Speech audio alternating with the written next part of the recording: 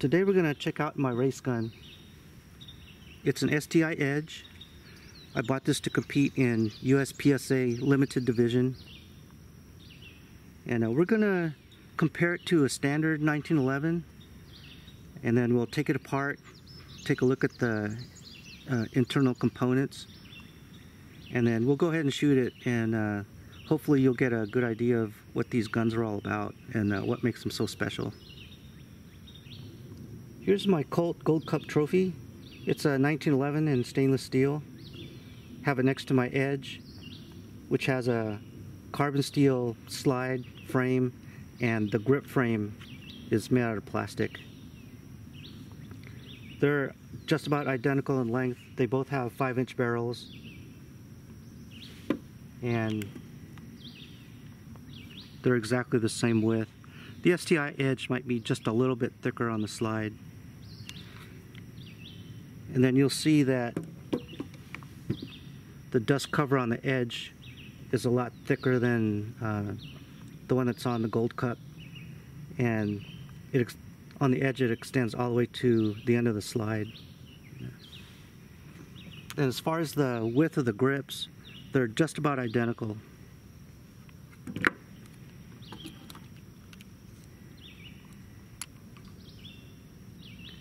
The 1911 is at 1.284,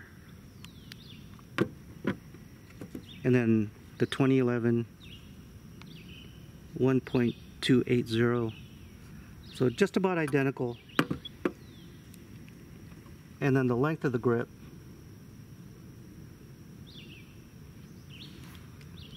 .108, and then on the 2011 2.08. So again, it's just about identical. So even though this has a much higher capacity, they made the best use of this envelope to be able to hold 20 rounds. The controls are identical. We have our safety selector, grip safety, magazine release, slide stop, slide release. It's all the same, except the Edge has ambidextrous safety selector.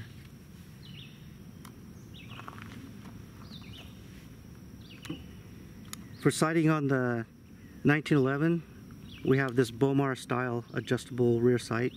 It's adjustable for both windage and elevation. And we have a fairly narrow notch in the rear and a fairly thick front sight. So there's very little light in between the rear sight notch and the sides of the front sight, which makes for a really precise sighting. But it does take a lot longer to get a good sight picture, just because everything has to be aligned so perfectly. And then on the Edge, we have a similar Bomar style rear sight. The notch is a little bit wider on this gun, and the front sight is fiber optic and it's much thinner, so it's a lot easier, a lot faster to get a good sight picture. You just have to deal with having a lot more light in between the rear sight and the front sight. Let's compare the weight. The 1911 weighs 2 pounds, 1.4 ounces. And then the 2011, it comes out to 2 pounds, 3.0 ounces. So it's just a few ounces heavier, not much of a difference there. The biggest difference though is in the magazines. The 1911 holds 8 rounds of 45 ACP, and the 2011 holds 20 rounds of 9mm. And there's a big difference in size. This is 140 millimeters long, which is the legal limit for the limited division in USPSA.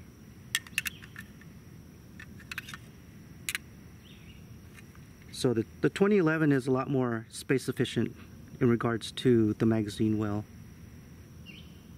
There is a disadvantage to using 9mm for USPSA Limited.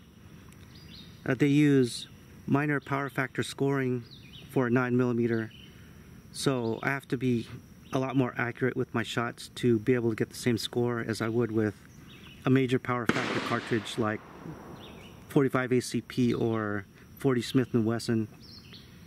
But 9mm is so much cheaper to reload that, you know, especially for a beginner like me, I need as much practice as I can get. So I decided to take that hit on scoring and use 9mm. I laid out all of the major components on the bench. Here we have our recoil spring assembly.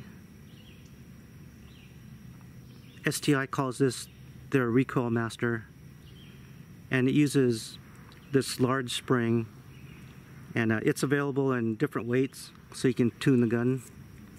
And then we have a captured spring, but I'm going to replace this with a toolless guide rod from Dawson Precision.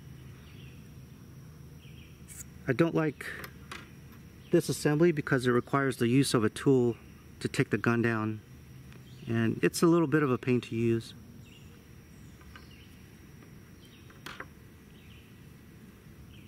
Here we have our spring plug. It's reverse.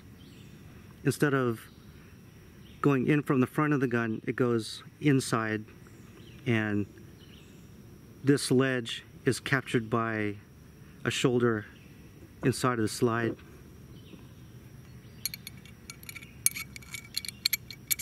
There it goes in like that.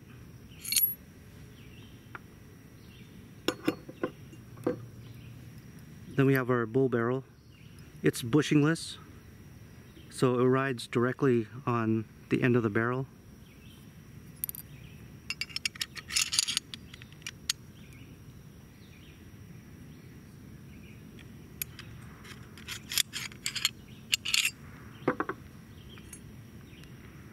Then the slide has a really nice polished finish on the sides and bead blasted finish on the top and also on the bottom.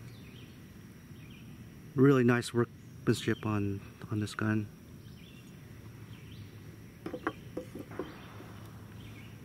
And then we have our grip frame assembly. This part of the frame is made out of steel, and then bolted to it is the grip frame, which is made out of plastic. Then we have our trigger with a plastic shoe on it, and this is adjustable for both take up and over travel. Then we have our beaver tail grip safety, ambidextrous safety selector, and a skeletonized hammer. My thumbs are relatively short, so I got this magazine release extension from EGW. The magazine release as it comes from STI is already threaded for a 440 screw, which is very convenient. Then we have this large magazine well. It's made out of aluminum.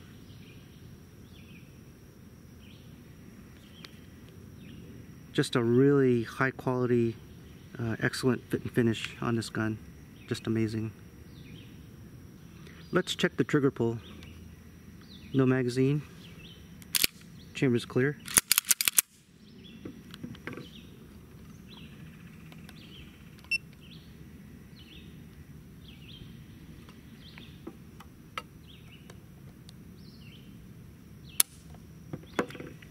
Three pounds, 10.7 ounces. And this trigger pull is sweet. Just a little bit of take up. I adjusted most of it out. And then it breaks super clean. Almost no travel and no over travel at all. And then the reset. Very quick, and you can feel it and hear it. Just super nice. My gun came with 2 Generation 2 magazines. I bought 2 more. I was told by some fellow competitors that this is probably the most I'll ever need in a match. And these are just really awesome quality magazines. They can hold both 9mm and 38 Super. The only difference I could tell from looking at a Generation 1 magazine is these indentations on the sides and the round count indicators that are drilled into the back. But other than that, I couldn't tell any difference. I didn't have to tune the feed lips at all. It functioned straight out of the box. And after I'm at right around 3,500 rounds, and the gun just functions 100% all the time now. I did have some problems in the beginning with the mouth of the case catching on the very back of the chamber, but it turned out to be the crimp. I didn't have enough crimp on my ammunition, so I cranked down the crimp die another quarter turn and haven't had any problems since.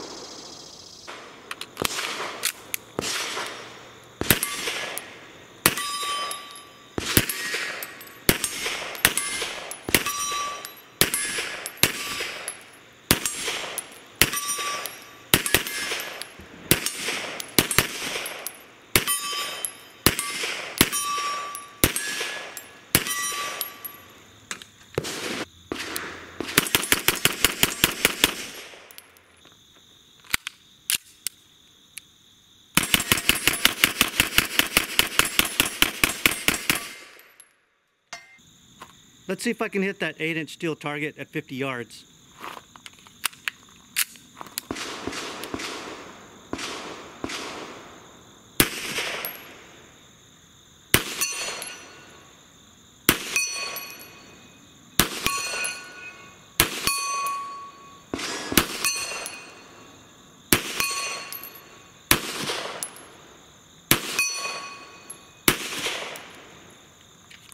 This gun makes it way too easy.